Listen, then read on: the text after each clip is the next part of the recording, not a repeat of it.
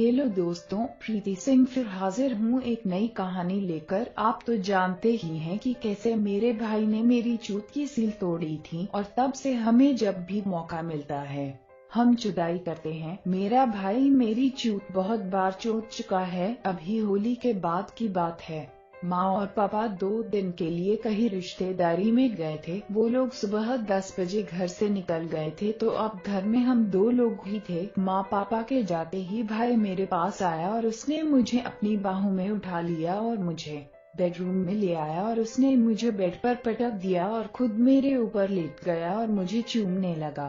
कभी मेरे होठों को चूसता तो कभी मेरे गालों को, कभी माथे को तो कभी गर्दन को। वो पागलों की तरह मुझे चूम रहा था। मेरी सांसें तेज हो चुकी थी। हमें डर तो किसी का था नहीं क्योंकि घर पूरा खाली था। मेरी सिसकारी छूट रही थी। रार और भाई मेरे दोनों निम्मों को दबा रहा था और मेरी आ आ आहा की आवाज निकल रही थी। कई बार भाई ने इतनी तेज दूध दबाए कि मैं चीख पड़ी। मैंने भाई से कहा, इतनी तेज नहीं दबाओ, आराम से दबाओ ना लगती है। मैंने भाई से कहा, आराम से करो। अब हमारे पास 2 दिन हैं, खूब मजे करेंगे। हम दोनों बहुत खुश थे। भाई ने कहा, हमारे पास 2 दिन हैं और हम इन 2 दिनों में खुलकर चुदाई करेंगे। दीदी, मैं आपको सेक्स का नया मजा दूंगा, बस आप मेरा साथ लेना। मैंने भी हाँ में सर हिलाया। अब क्या था, उसने एक एक करके मेरे सारे कपड़े उतार दिए और जल्दी से अपने कपड़े भी उतार लिए। अब भाई मेरे दोनों निम्मों को चूस रहा था, कभी चूसता तो कभी दबाता। अब उसने मेरी नाभि में जीभ डाल दी और उसे चाटने लगा। थोड़ी देर बाद वो मेरी चूत पर आ गया था। वो मेरी चूत को चाट रहा था। कभी पूरी जीभ अंदर घुसा देता तो कभी चूत के दाने को मुंह में लेकर चूसता। मैं तो बस आंखें बंद करके आहें भर रही थी। आह अरे आह, मैं पूरी तरह से गर्म हो गई थी। उससे विनती करने लगी, भाई अब अपना लम्स डालकर मेरी चुदाई कर दो। लेकिन वो मुझे और तड़पा रहा था। वो कहने लगा, दीदी मैं आपको एक शर्त पर छोड़ दूंगा। मैं बोली, क्या शर्त है? मुझे तेरी सब बातें मंजूर हैं। वो बोला, दीदी मुझे आज आपकी गांड मारनी है। मैंने कहा, ठीक है मार लेना, लेकिन अभी मेरी चूत को कुछ शांत कर। इतना सुनते ही उसने मेरी दोनों टांगें अपने कंधे पर रख ली और मेरी चूत में एक ही झटके में अपना पूरा लन डाल दिया और धीरे धीरे अंदर बाहर करने लगा। कमरे में मेरी और उसकी सीतकारें और आहों की आवाज गूंज रही थी। वो मुझे बेदर्दी से पेल रहा था और मैं भी उसके धक्कों का जवाब अपनी गांड उठा उठा कर दे रही थी। फिर उसने मुझे घोड़ी बनने के लिए कहा। मैंने घोड़ी बनकर अपना सर नीचे झुका लिया। उसने मेरी चूत में अपना लन डाला। मुझे दर्द हो रहा था मगर मैं सह गई। दर्द कम होते ही फिर से धक्के जोर जोर से चालू हो गए। मैं तो पहले ही झड़ चुकी थी, अब वो भी झड़ने वाला था। उसने धक्के तेज कर दिए। अब तो मुझे ऐसा लग रहा था कि जैसे ही आज मेरी चूत फाड़ देगा। फिर एक सैलाब आया और उसका सारा माल मेरी चूत में बह गया। वो वैसे ही मेरे ऊपर गिर गया। मैं भी नीचे उल्टी ही लेट गई और वो मेरे ऊपर लेट गया। मेरी चूत में से उसका माल निकल रहा था। फिर उसने मुझे सीधा किया और मेरी चूत चाट चाट कर साफ कर दी। हम दोनों थक चुके थे और भूख भी लग चुकी थी। फिर मैं नंगी ही रसोई में गई और कुछ खाने के लिए लेकर आई। हम दोनों ने नंगे ही खाना खाया। कहानी अभी बाकी है मेरे दोस्तों। आपको मेरी कहानी पसंद आई या नहीं, कमेंट करना ना भूलें।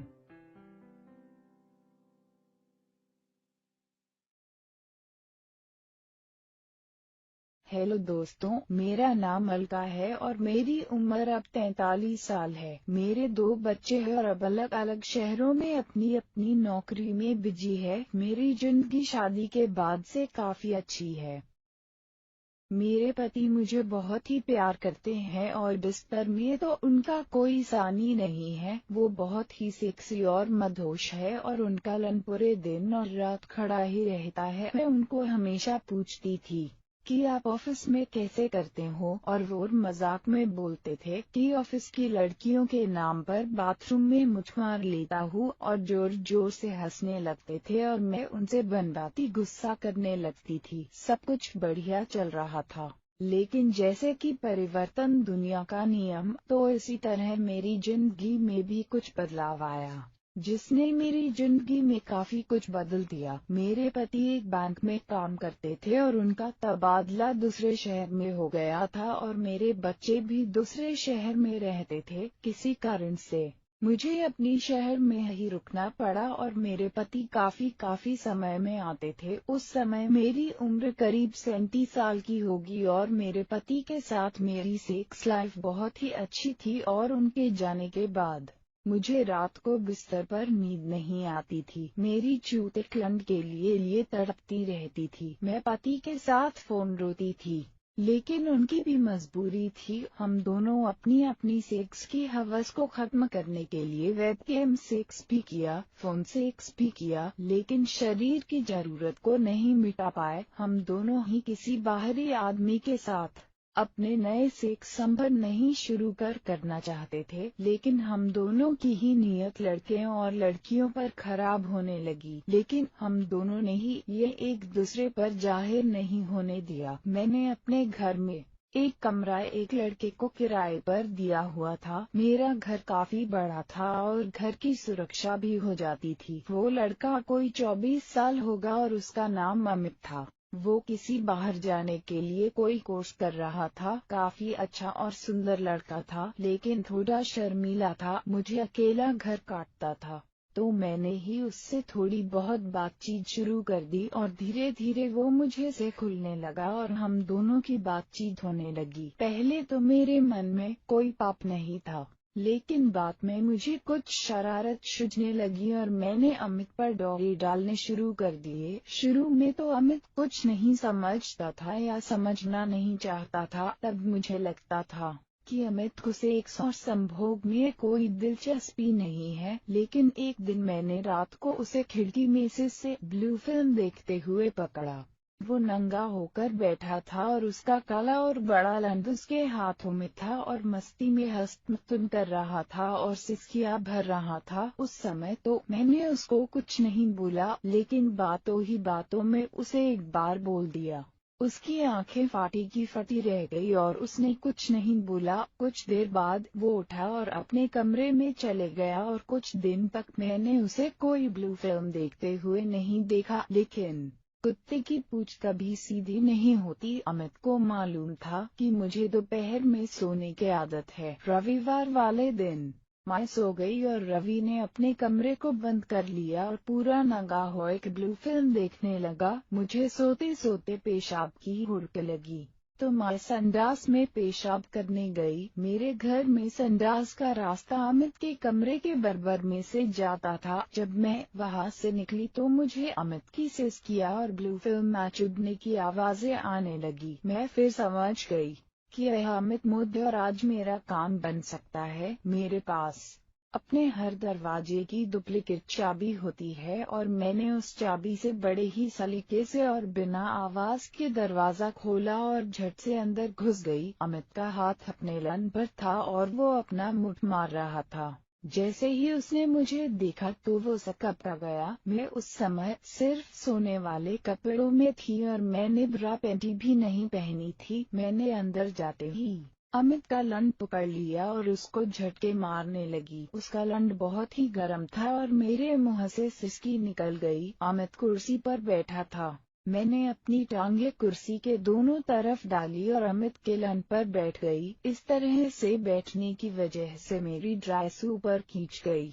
मेरी टांगे नंगी और गए और मेरी चूत बिल्कुल उसके लंड के ऊपर थी। मैंने एक ही झटके में अमित का मुंह पकड़ लिया और उसको चूमने लगी। मेरी सांसें गर्म हो चुकी थी और चूत रिसने लगी थी। अमित बेचारा कुछ नहीं बोल पा रहा था और मैं उसका रेप करने पर तुली हुई थी। अमित का लंड मेरी चूत पर बार बार मस्ती में टक्कर मार रहा था और अंदर जाने को बेताब था। आज मुझसे भी नहीं रुका जा रहा था, क्योंकि काफी महीनों बाद मेरी चूत का लंड से मिलाप हुआ था। मैंने ज्यादा वक्त बर्बाद न करते हुए अपने हाथ से अमित का लंड अपनी चूत पर रगड़ना शुरू कर दिया और मेरे मुंह से मस्ती भारी सिसकियां निकलने लगी बस, और पूरा कमरा मेरी और अमित की कामुक आवाजों से गूंजने लगा। फिर मैंने एक ही झटके में अमित के लंड पर अमित चूत को घुसा दिया और अमित के कंधों को पकड़ लिया और जोर जोर से उसके लंड पर कूदने लगी। हर धक्के के साथ